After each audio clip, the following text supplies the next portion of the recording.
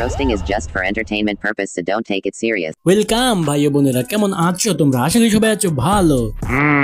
তো গাইস, আজ না আমার কাছে একটা কঠিন জিনিস আছে, এক অদ্ভুত প্রাণী, রেয়ার ডায়মন্ড। কুকুরের মতো বন্ধু ছিল, বেড়ালের মতো কিউট, হাতির মতো মুখ, ফার্মের মুরগির মতো সাদা। সে আর কেউ নয়, আমাদের চকলেট আফা। এই বহুমাত্রিক একটা ট্যালেন্টেড প্রাণী, কি ট্যালেন্ট নাই তার মধ্যে। একদিকে টিকটক সামলায় তো, আরেকদিকে 3-4টা বয়ফ্রেন্ড। তো শুনলাম আফাই নাকি এদের সাথে ডাবল টাইমিং করতে গিয়ে কট খাইছে।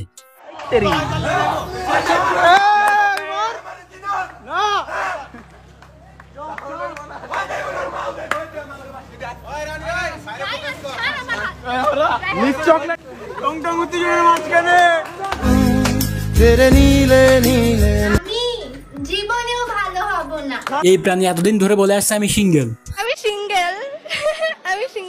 কিন্তু আজ দুইটার সাথে ধরা গেছে। মানে কি বলবো, একটা প্রতিবন্ধী 3-4টা প্রেম করা, তোমরা ভালো হয়ে একটাও করতে পারলো না। আর আমাদের দেশের সাংবাদিকগুলোর কথা আর কি বলবো, এরা কখনো ভালো হবে না। বাংলাদেশে এত কিছু হচ্ছে, এসব বাদ দিয়ে নিউজ হচ্ছে এইসব। টাইমিং করতে গিয়ে ধরা পড়া এক ভিডিওর মাধ্যমে রীতিমতো আলোচনা সমালোচনায় চলে এসেছেন এই জনপ্রিয় টিকটকার। রায়হানকে নিয়ে একটা প্রশ্ন করতে চাই। আমরা একটা ভিডিওতে দেখলাম যে রায়হান সীসা বারে হচ্ছে কিছু মেয়েদের সাথে নাচানো। মানে ভাবা যায় কি পরিমাণ নিউজের অভাব পড়লে এরা এইসব নিউজ করে।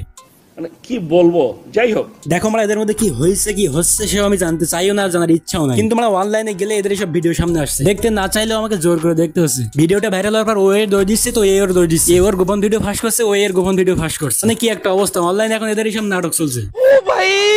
নিজেদের ডাবল ডেটিং 12 ভাতের এইসব ধরা খাওয়ার পর এখন লাইভে এসে দুইটা পাড়ার মহিলাদের মতো ঝগড়া করছে। বিশেষ করে এসব নিয়ে কারোর কিছু যায় আসে না, সবাই এনজয় করছে। দেখো সোশ্যাল মিডিয়া খুব একটা খারাপ জিনিস, এখানে তুমি যত নিজের ব্যাপারে কম জানাবে ততই ভালো। আর পার্সোনাল বিষয়, রিলেশনশিপ বিষয়ের কথা তো বাদই দিলাম। এই সোশ্যাল মিডিয়ায় সবাই নিজের ভালো দিকটাই দেখায়, কেউ খারাপ না এখানে। সঠিক বলেছেন। আজ বাংলাদেশে তেমন কোনো ভালো অর্জন নাই কেন? কারণ এইসব উন্নত দেশগুলোর ছেলেমেয়েরা ছোট থেকেই ভালো কিছু শেখে, আর আমাদের দেশের ছেলেমেয়েরা স্কুলে গিয়ে ডাবল টাইমিং করে ধরা খায়। ভাবা যায়?